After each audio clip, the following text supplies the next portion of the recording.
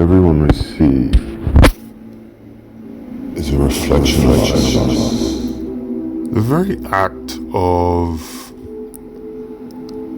letting go, I think, is one that most people struggle to deal with in the day-to-day life. Let's take an example. Somebody takes something of yours, but it's free to use, you can do it.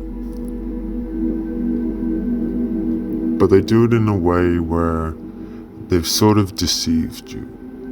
They've asked you for something, they haven't actually said what they're gonna do, and then they sort of manipulate what they're gonna do and they take something from you.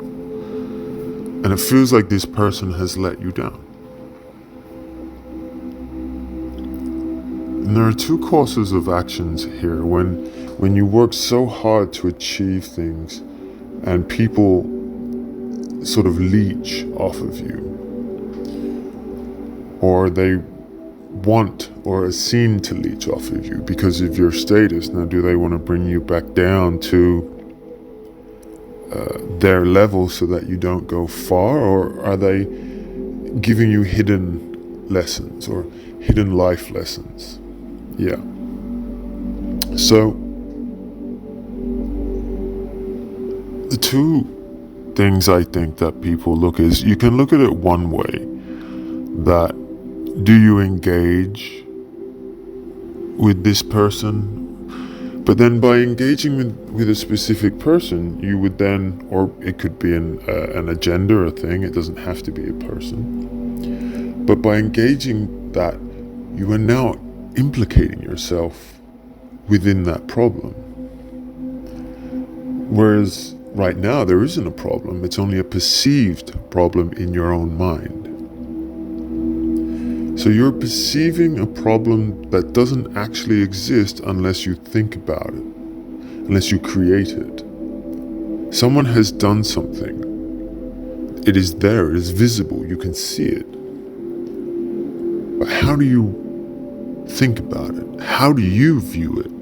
Do you view it as an attack on you? Does it have anything about you? It's not about you. But is it personal? Does it have any personal matters? Well, if there's nothing personal and it's not an attack and it's an outward expression of one's interests, then you can't see it as a negative. If it is personal and it's trying to, or condescending and trying to take you down or putting your name or your business in a bad light, then absolutely, there are actions to be taken. In the world, there will always be people looking to bait you, to bring you down to their level so you don't succeed. That is life. That is life lessons. That is progress. And then there will always be your own mental thoughts, your own personal ego. So if you're operating a business, you must keep your personal egos away from it and see it for what it is. Does it harm my business? No. Does it affect my business? No. Or yes, depending. Is there something I should do about it? Now, this is the big question. This is where people struggle in the start of this topic. If I do nothing, how does that keep my business rolling? Does it affect me? Well, no. Yes, if it affects me, then I will take action in removing that. If it does not affect me, and right now it is in a positive light, it is just my own negative thought against it, then I'm going to continue to progress, because I'm going to let people do what they do for as long as it does not harm or create a negative light on my business or my personal view. For I am not in control of you. I do not dictate you. You are free to choose unless it impedes my progress.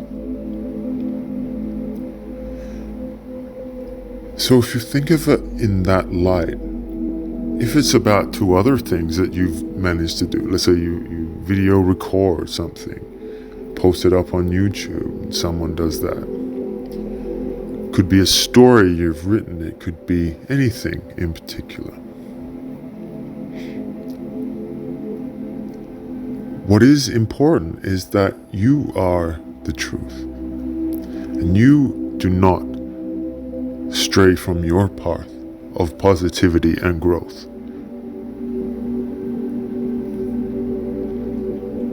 You are the key.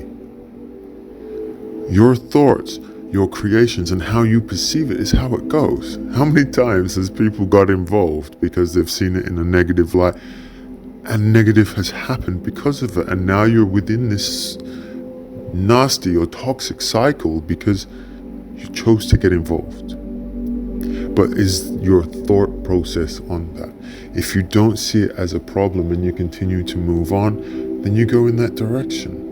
Some people will choose to cling on to it. It is there. They will just be mindful of it, just in case it rears its head, but they will not give it attention. Is that good? Is that bad? Is it twice as much to think about the fact that by keeping it there, it's like a tether. You're tethering it with you. You're not going to give it your attention, but you're going to peek in here and there just to make sure it's not arcing up. That is a logical way of thinking. But can it be harming you? Because you're truly never letting anything go.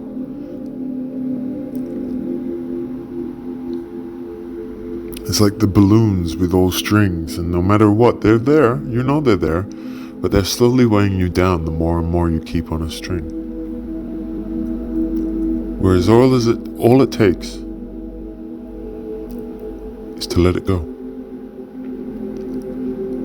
And if you think about them all like that, with helium balloons, each one of those things that you keep checking in on, and you let it go, well,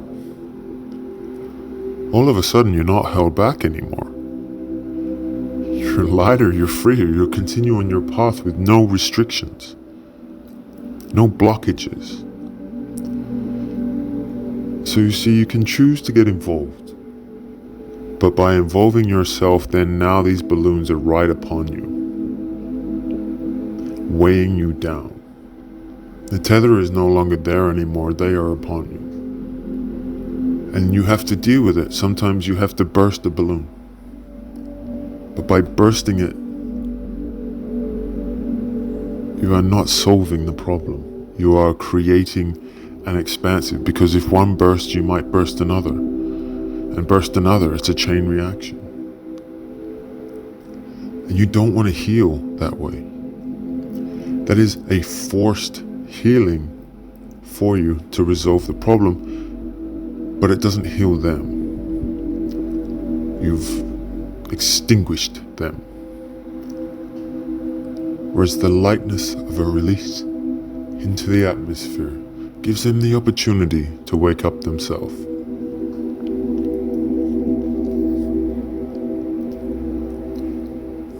You change the way you look at a problem.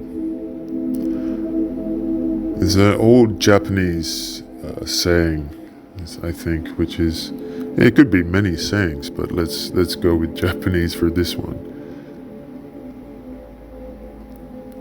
And it's, if there is a problem, there's two things. One of them is, can I fix it? If I can fix it, then I have nothing to worry about, because I can fix it. Can I not fix it? Well, if that is the case, then why do I worry? Because I cannot fix it. But I know someone else can. So I shouldn't have to place worry upon that. You see, we put and we place worry and concern and problems in areas that we should not put them. We give things our energy where that should not be placed. When situations like this occur, you witness them, you see them. But you do not place your energy, you do not give your time and association unless it impacts you greatly on a personal level. And then you heal that and you approach that and you deal with that in accordance to the way that it should be.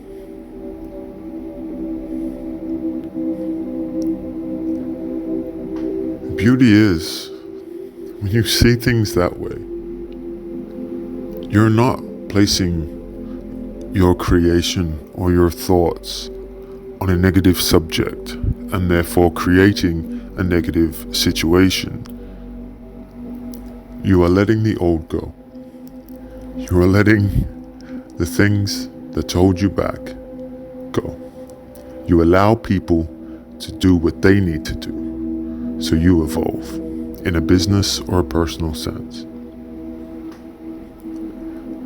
And you continue on your journey by bringing more in and releasing more out. And when stuff like this happens, you don't even need to think about it. You see it, you acknowledge it, you move it on. You deal with it if you need to. If you don't, then you don't need to worry about it. Someone else will.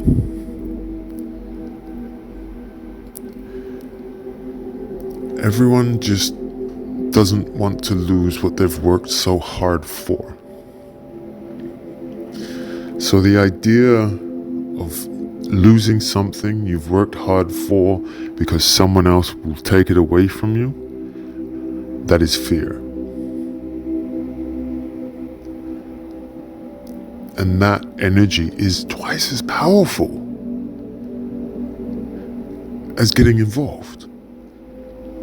Because by fear of losing what you've worked so hard for, it shifts the dynamic onto them.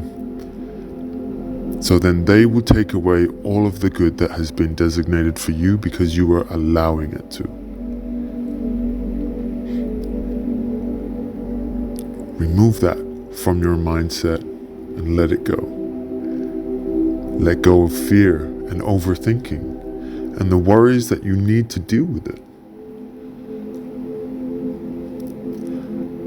Society has gotten into a case that it's okay, I'll deal with it tomorrow, or I'll deal with it the next day, or I'll deal with it the next day, and that is okay.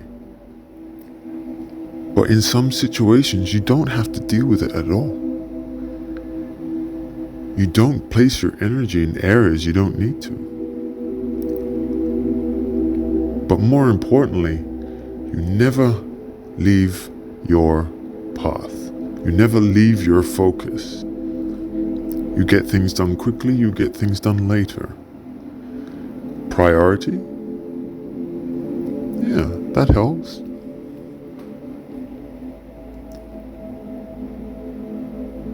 But when you know and you believe in yourself and you know your path, it doesn't matter who comes along to try and steal your thunder.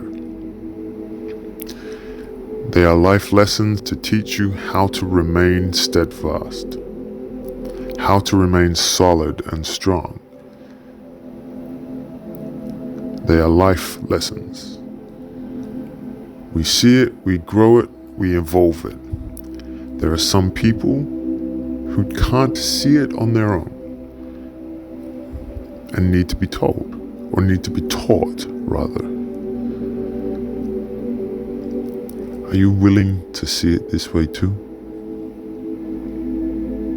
Are you able to associate yourself to the energy that you place and why?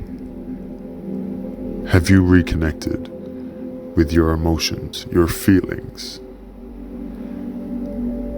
Are you a masculine? The masculine men have been told it's weak to cry.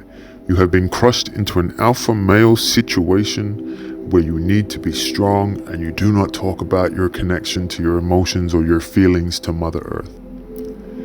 So the imbalance of masculine energy against the dark has occurred for this very reason. And then when they say masculine men need to be more feminine, then there is an imbalance. Masculine men need to stand up and look at the thoughts of where they place it and the energies that they feel and not throw them away. And this occurs when there is a connection with the divine feminine within themselves. When you are balanced, you can associate empathy, but take a hard stance as a masculine man and go, I'm not going to let it bother me, but I send it with love.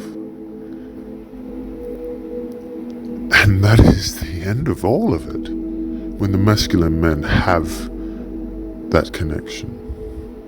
And it is the same for the women too.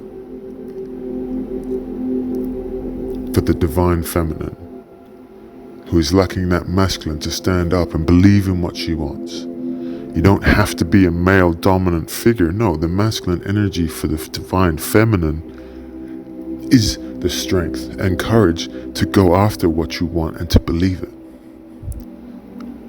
It is not to be the man, but to associate the strength and the courage within it. But the love that the divine feminine gives to her masculine is the support that the masculine needs. It is everything. Without it, he is nothing. He is a soldier for a society that dictates war and fear, that hides secrets from its people.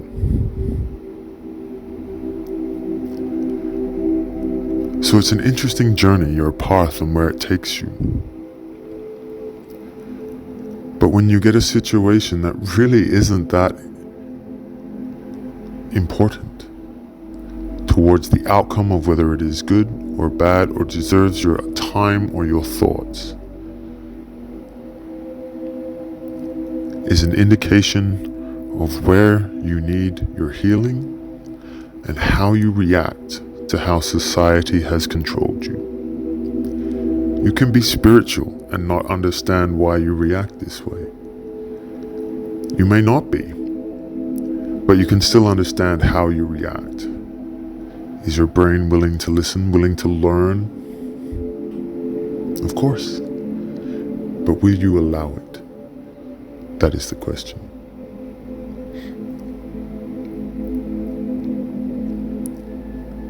So how many times have you looked upon yourself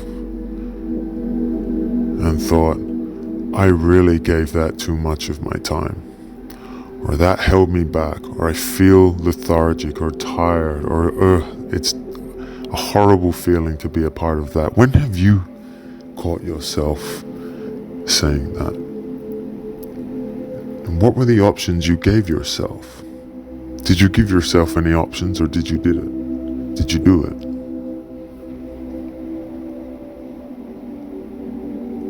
But I want you to remove that. I want you to take away the memory of all of that and just start from today and do it from now. The power behind a new beginning, a freshness, a start, is more important than trying to fix all of the things that went wrong in the past. And I take you back to the letting go of the balloons, that you feel lighter, and all of those things you just let go. And if you imagine it and you visualize it, letting go, hold your hand out, and letting go of all the balloons, all of the things that you keep ten, and you imagine it, you let them all go, and you let them fly up into the sky, however far they go.